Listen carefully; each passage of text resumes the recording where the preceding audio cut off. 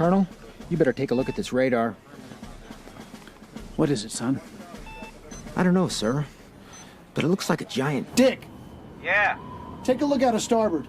Oh my God, it looks like a huge... Pecker! Oh, where? Wait, that's not a woodpecker. It looks like someone's... Privates!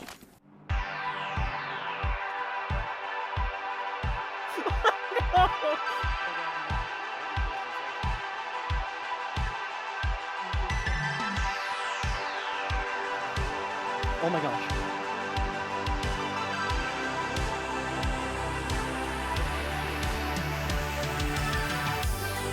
Your boy! Yes! Yes! Yes! Hello everybody, it is Trainboy here, and today I'm going to be trying out a car that's very, very strange.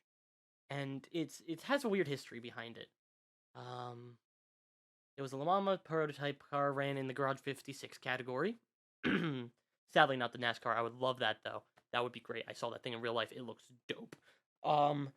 But, anywho, this car is really cool. It's a really strange car, and I really like that stuff. I like strange cars, if you couldn't tell by the past, few videos. I do have a new wheel. I'm really excited about that. Fanatec finally got my Club Sport V3 shipped out.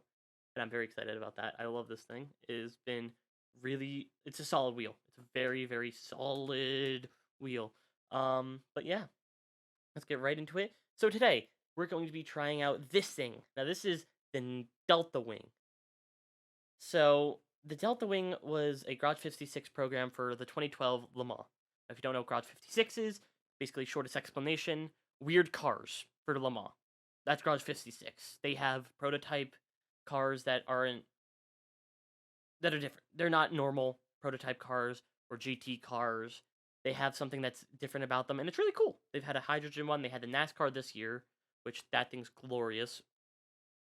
But this was one of the cars in the earliest days of the Garage 56 program. This is the Delta Wing. This thing was wild, based off of the AMR 001 chassis, which was a very bad Le Mans prototype car.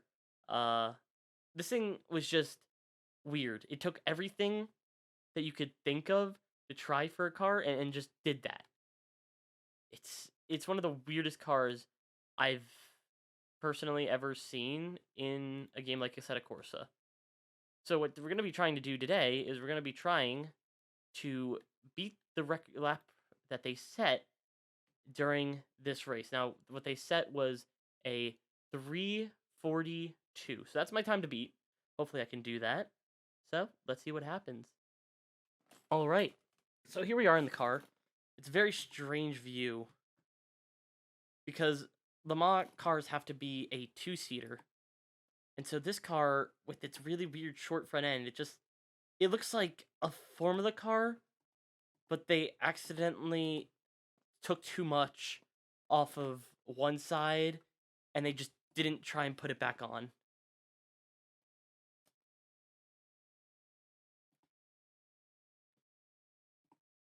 Of course, using a Formula rim for this thing, because it does technically have a Formula rim.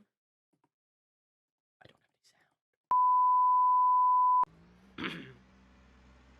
So we definitely didn't drive away with this car yet. But yeah, this thing is weird. As it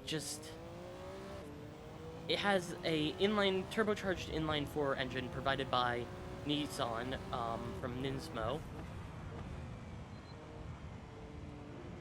And the entire car just has this weird feel. Now, everyone always calls it the Nissan Delta Wing, but Nissan only helped with the program for the 2012 Le Mans season. As this car would evolve into many different forms. Now, one of the weird things about this car is it only has 5 gears. This is really like the cider lap, to be honest. Because I have not fully tested this thing. I tested to make sure that it would drive. That's about it. These tires are overheating like mad. Don't ask me why. They just are.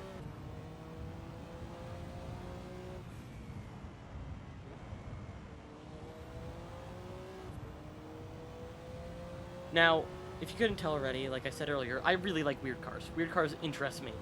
I love them because they just have this certain desirability, I guess, to be seen, and I think it's funny just to see them in their natural habitat like this, driving. See it just... Ooh, big lock up there. Gonna have to... Oh, God.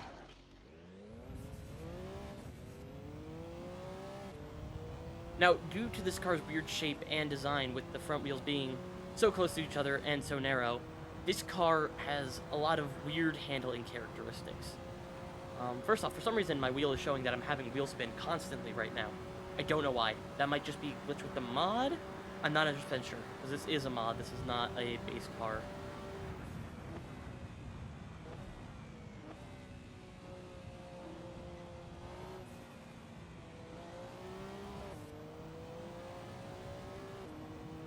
Now, this car would later, after being driven in the 2012 24 Hours of Le Mans, would try and do IMSA more later on in its life. Because this car went through many owners, and even at one point had a roof put on it for the IMSA series after they changed regulations to force all cars to have roofs. So... this weird open-top car had a roof at one point. It's so... this whole story is so strange, and I love it. Like I said, I love it. Love the weird.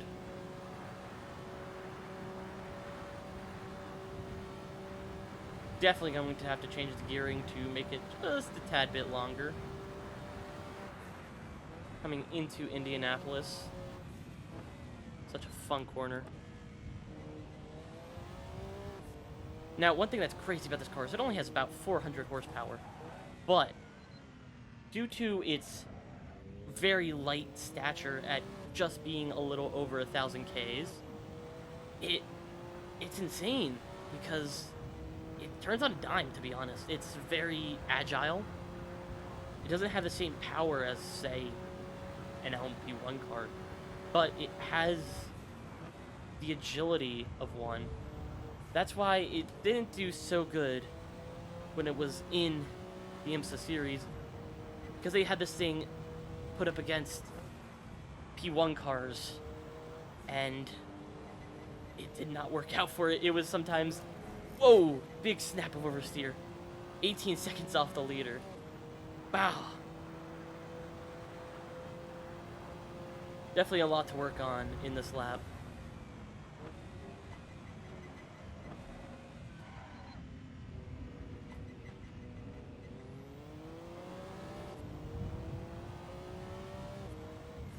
So just a little over, to be honest, with having to cut the one chicane, because you can definitely take that faster if you take the chicane.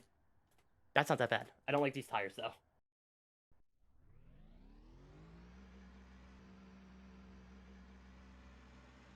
Alright, here we go. Round 2. Remove some fuel out of it, about 4 liters. We're going to see how we can do. Move the brake bias more rearward to hopefully help with the locking problem. Switch to the medium tire.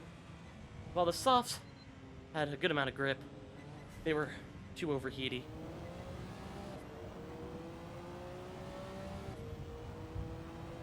I like that little 2.5 on the steering wheel there. That is the boost pressure. And that boost pressure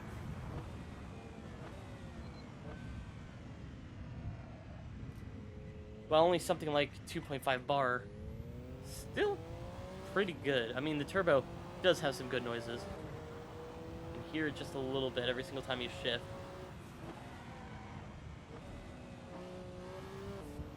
Yeah, these medium tires are a lot less grippy. You might have to switch back to the softs just to try and get that little bit more time.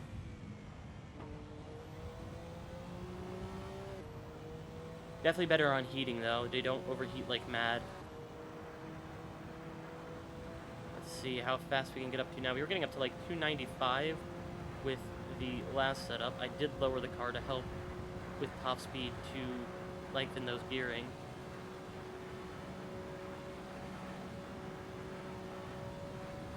$300. brake around the 150.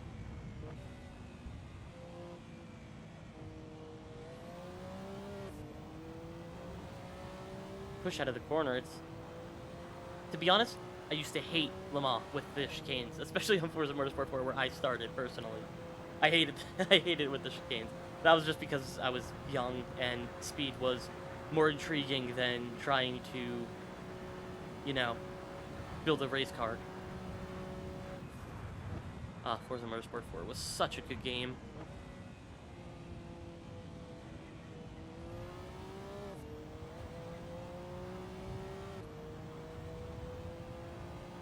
Car definitely feels a lot better now.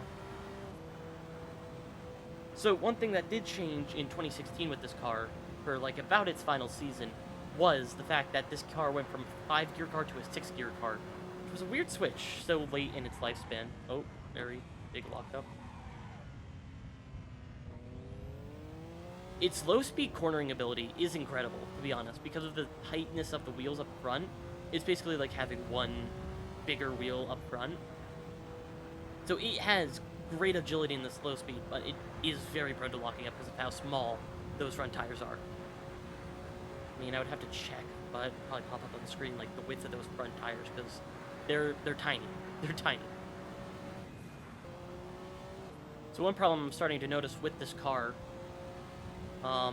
is definitely the front tires.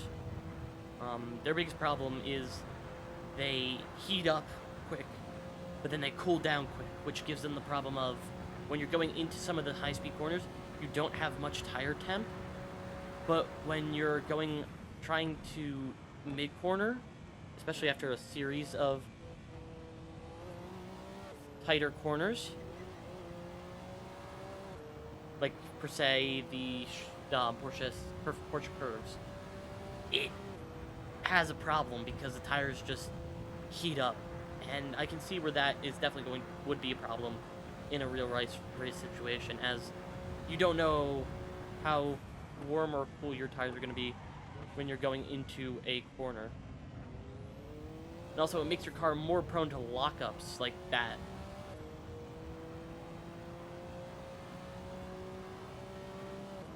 Now, sadly, this car did not finish the 2012 24 Hours of Le Mans. This was due to having a collision with a Toyota near the Porsche curve, speaking of. And the driver tried to repair it. Very valiant effort on trying to get the car back out, because he felt terrible for the team that worked so hard to get this car onto the track, and he just couldn't get it fixed. There was nothing he could do, sadly, and the team had to not finish the race. And kind of sad to see. A lot of people were rooting for the Delta Wing, because it's... people like the weird cars, and I like that. I like the weird cars too, to be honest. And it's just something about seeing a car that's just so out of this world. You just want to see it do well. I think that's why everyone loves the new Peugeot, or Peugeot, or however you pronounce it. I'm sorry, I'm American. We don't have those here. Literally.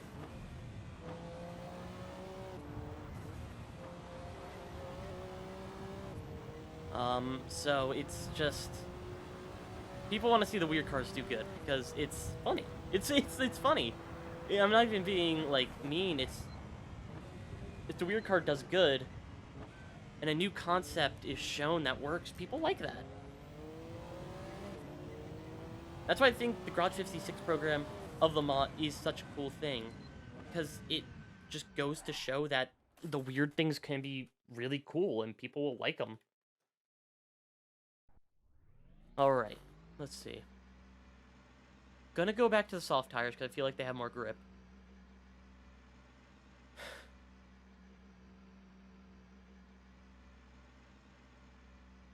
Turn up the engine limiter for full power. Gonna lower the rear end all the way. Having only a little bit of rake now. Actually, this thing has negative rake. What?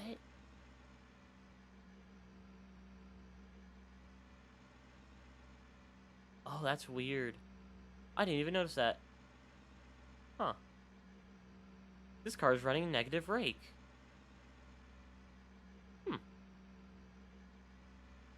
Alright. A little bit more toe in just to help with high-speed stuff. Alright, let's do this. Hopefully we can try and get this fastest lap. Hello everybody, it is your favorite post-editing train boy. So this was coming into the third lap that I was doing. So I was running really low on fuel. I was actually like in my head praying that I was going to have enough fuel. So I learned that I need to take this line a little weird and get a good turn in, touch that apex, touch it a little too hard, and it gave me a track cut, but I did not care at this point. It was the last part of this run on this fuel. So I was just trying to get her done. So coming around these corners, the tires heat up so much, and it just was hard, but it was still better than trying, and I do get a lockup there, which definitely hampered coming into the straight. Coming into the chicane, I brake at like the 150. Just got to get the car turned in. Now I am going to skip the straights just because that's pretty boring. Basically the only thing that changed was I was revving out the gears. So braking here once again at the 150 board. And once again, as I said earlier in the actual video, the slow speed of this car, the slow speed turn in, is incredible. And you can really see it when I was going through there. It was able to just get hooked up perfectly, basically. And I really like this car for that, because so many cars have a problem of they are really good in the high speed, but then they are so unstable in the low speed. It is undeniably hard. It's braking here just before the kink into second, and you can just turn it in and it just goes. Because once those tiny little wheels get hooked up, they're good. So now coming into the Indianapolis section of the track. Turned in a little early. Definitely could have gotten a little bit more time there if I had not turned in just like that, because it kind of off-centered the car. But this corner, sliding the rear end, I don't know why that was happening. All the slow speed corners, it had great turn in into the mid corner, but once you actually hit the mid corner, it would have problems of the rear end sliding out. So now coming up into the Porsche curves, this is probably not my best line through here, but it works out actually, and it gives me a little bit of time, as I was just able to send it around the edge of the Porsche curves, which, great corner complex, one of the best I love driving the Porsche curves, to be honest. The only thing that I think is like a close with corner complex is like Coda turns, like the first few turns of Coda, because that's a really fun complex to drive. But just sending it over all the curbs, trying my best just to keep it alive with this 5-gear setup, and yeah, that's basically the lap. It's a pretty easy lap, to be honest, and I feel like it was pretty handy, so hand it back to old me. Wow, okay.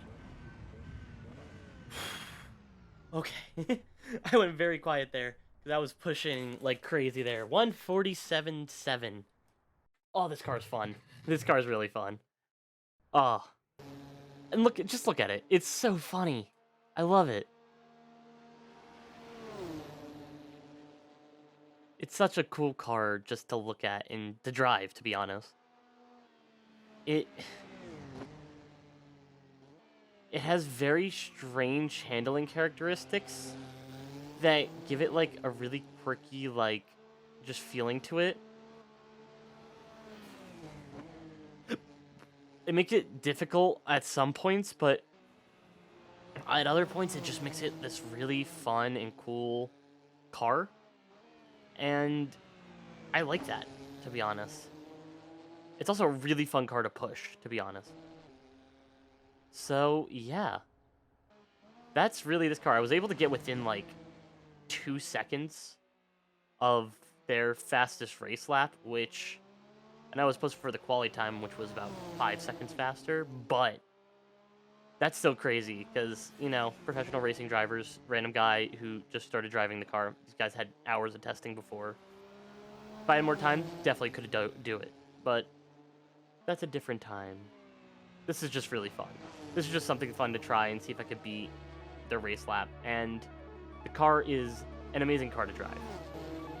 So yeah, I hope you all enjoyed today's video.